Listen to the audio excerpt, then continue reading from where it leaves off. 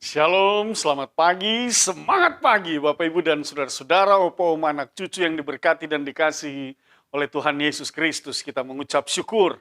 Oleh karena kasih setia Tuhan, kita boleh melangkah di minggu yang baru dengan berbagai tugas dan tanggung jawab. Dan kita percaya ada kasih setia Tuhan yang senantiasa menyertai dan mengiringi seluruh perjalanan hidup kita. Bapak Ibu dan Saudara-saudara, opa oma anak cucu yang diberkati dan dikasihi oleh Tuhan Yesus Kristus, sebelum kita memulai seluruh tugas dan tanggung jawab yang Tuhan percayakan dalam hidup kita, apakah itu di tengah keluarga, di tengah kehidupan bermasyarakat, dalam pekerjaan, dan juga di tengah kehidupan bergereja dalam pelayanan. Maka sebelum kita memulai semua itu, sebagai orang beriman, tentunya hal yang terbaik yang harus kita lakukan adalah memohon pertolongan Tuhan dalam terang firman-Nya. Kita percaya seluruh jalan hidup kita akan diterangi. Oleh sebab itu, Bapak Ibu dan Saudara-saudara, saya mengajak kita untuk bersama dalam perenungan Sapaan Pagi Batra Kasih, dan kita akan memohon pimpinan kuasa Roh Kudus. Mari kita berdoa. Bapa di dalam sorga, kami mengucap syukur dan berterima kasih. Kasih setia Tuhan senantiasa nyata dalam hidup kami. Bahkan saat ini kami akan membaca Alkitab yang di dalamnya kami percaya, kami akan mendengarkan sabda firman. Oleh sebab itu, dengan rendah hati kami mohonkan, kuasailah kami dengan Roh-Mu yang kudus, bersabda dan berfirmanlah. Dalam nama Tuhan Yesus kami berdoa. Amin. Bapak, Ibu, dan saudara-saudara, opa, oma, anak cucu yang diberkati dan dikasihi oleh Tuhan Yesus Kristus. Bacaan Alkitab pada pagi hari ini terambil dari Injil Lukas pasal 10, ayatnya yang ke-25 sampai dengan ayatnya yang ke-28. Sekali lagi, Injil Lukas pasal 10, ayat 25 sampai dengan ayat yang ke-28. Saya bacakan, atau kita baca sama-sama. Mari kita baca sama-sama. Di bawah judul perikop orang Samaria yang murah hati, mari kita mulai. Pada suatu kali berdirilah seorang ahli Taurat untuk mencobai Yesus, katanya, "Guru, apa yang harus kuperbuat untuk memperoleh hidup yang kekal?" Jawab Yesus kepadanya, "Apa yang tertulis dalam hukum Taurat? Apa yang kau baca di sana?" Jawab orang itu, "Kasihilah Tuhan Allahmu dengan segenap hatimu, dan dengan segenap jiwamu, dan dengan segenap kekuatanmu, dan dengan segenap akal budimu. Dan kasihilah sesamamu manusia seperti dirimu sendiri." Kata Yesus kepadanya, "Jawabmu itu benar, perbuatlah demikian, maka engkau akan hidup." Demikian pembacaan Alkitab. Bapak, Ibu, dan saudara-saudara, opa, oma, anak cucu yang diberkati dan dikasihi oleh Tuhan Yesus Kristus. Bagian ini adalah merupakan bagian pengantar sebelum Tuhan Yesus memberikan sebuah perumpamaan tentang orang Samaria yang baik hati, yang murah hati. Tetapi sebelumnya ada sebuah pengantar yang pada akhirnya masuk dalam perumpamaan tentang orang Samaria yang murah hati itu. Tetapi yang mau kita renungkan pagi ini bukan soal orang Samaria yang murah hati, tetapi yang mau kita renungkan adalah percakapan antara seorang ahli Taurat dengan Tuhan Yesus.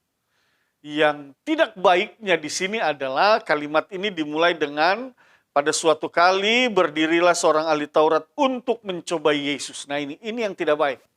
Sikap untuk mencobai. Nah, saat itu orang ahli Taurat itu jelas dia tidak tahu Yesus ini Tuhan. Yesus ini adalah anak Allah yang dinubuatkan.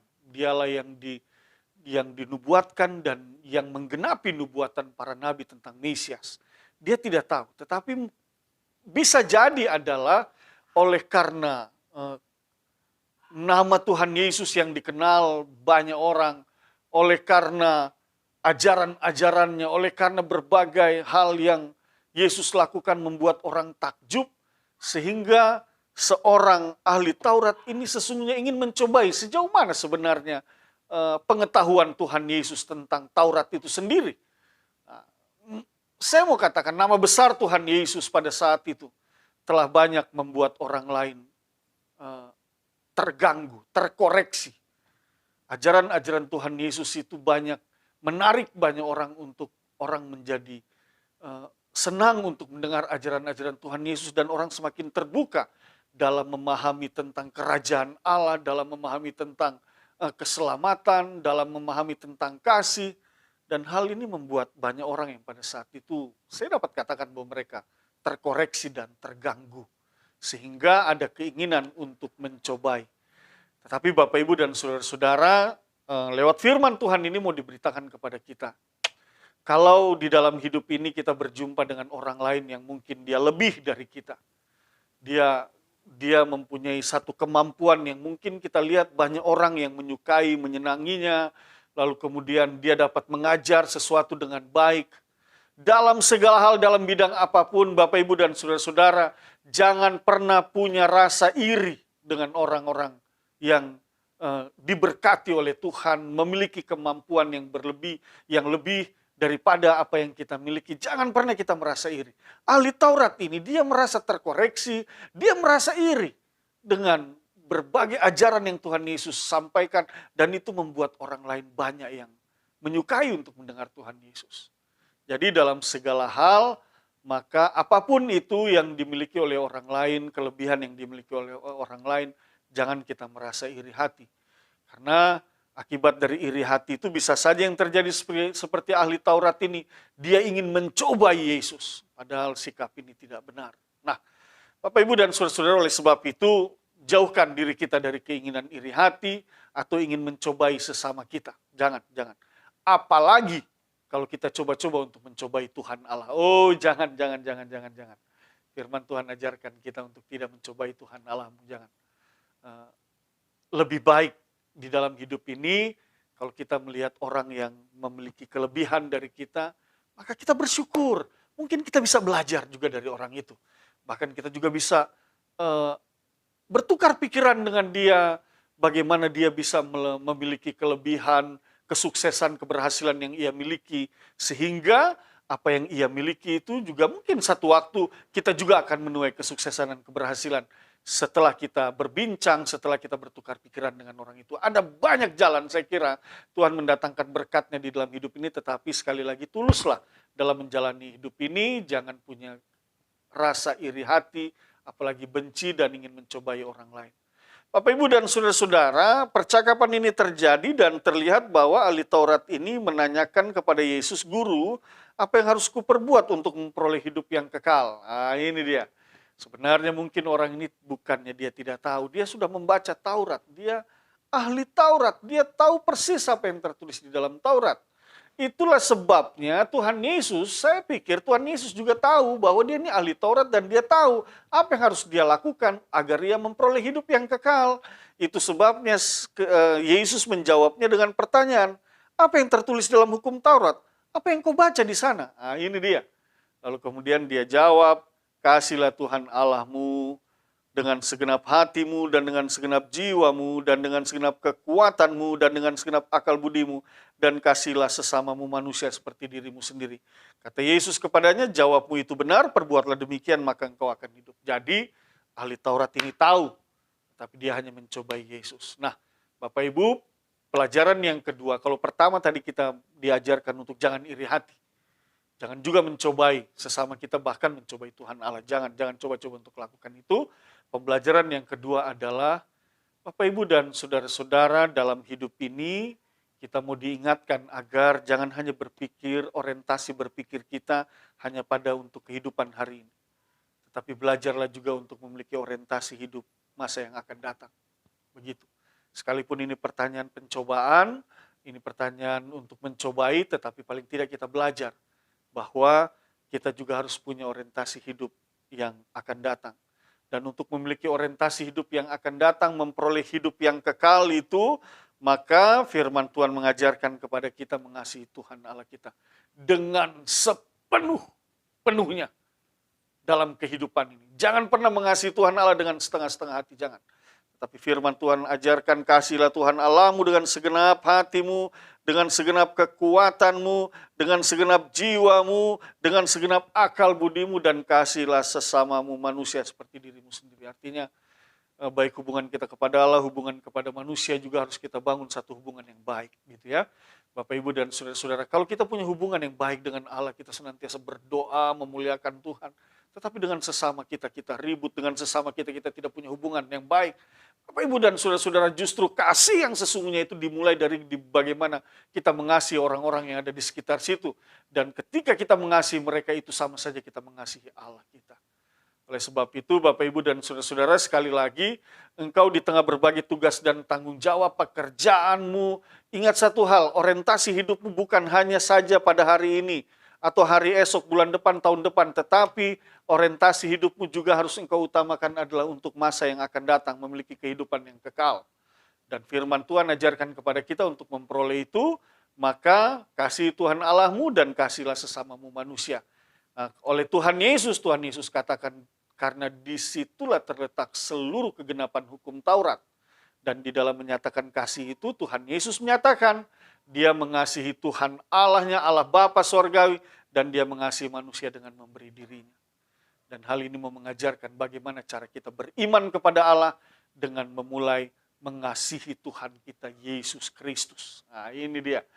Tuhan Yesus sudah terlebih dahulu mengasihi kita, dan kita belajar juga untuk mengasihi dia. Bagaimana caranya? Dimulai dengan mengasihi orang-orang yang ada di sekitar dia. Tuhan Yesus datang ke dalam dunia ini, dia memberi dirinya, dia berkorban bagi manusia. Itu semua merupakan pernyataan kasihnya kepada semua manusia. Maka kepada kita juga mau diajarkan, kalau engkau katakan engkau mengasihi Tuhan Allahmu di dalam Tuhan Yesus Kristus, maka mulailah belajar dengan mengasihi orang-orang yang ada di sekitarmu. Bapak, Ibu, dan saudara-saudara, hari ini kita masih berada dalam situasi pandemik. Ada banyak kesulitan, ada banyak masalah. Akibat bencana-bencana alam juga mengakibatkan banyak penderitaan.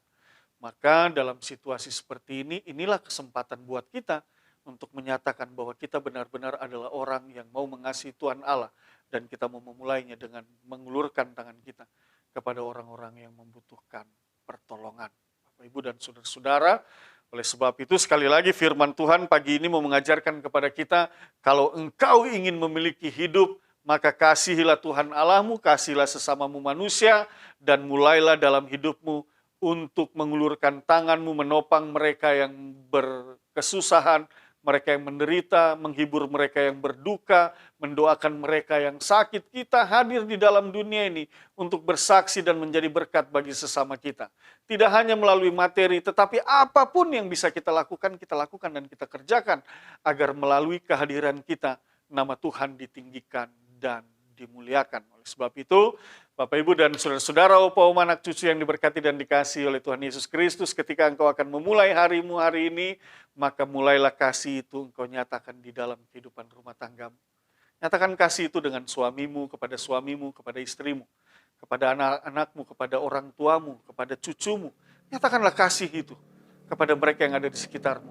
Lalu kemudian ketika engkau keluar dari rumah, nyatakan kasihmu itu juga dengan menyapa tetanggamu, selamat pagi, lalu kemudian sehat-sehat kita semua, kita sapa itu buat mereka.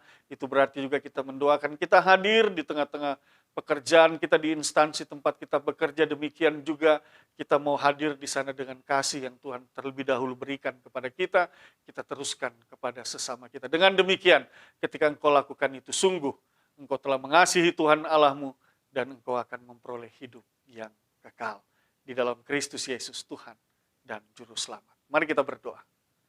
Bapa Sorgawi, kami mengucap syukur atas firman-Mu. Teguhkanlah firman ini dalam hati dan pikiran kami.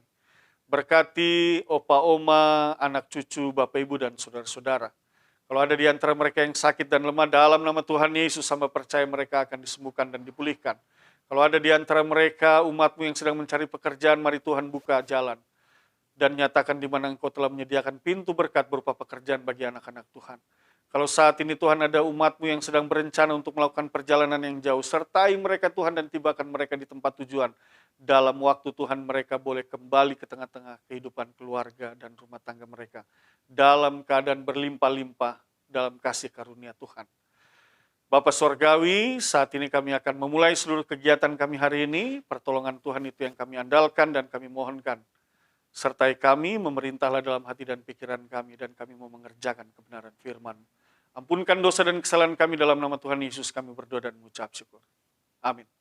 Selamat pagi, selamat beraktivitas, Tuhan berkati.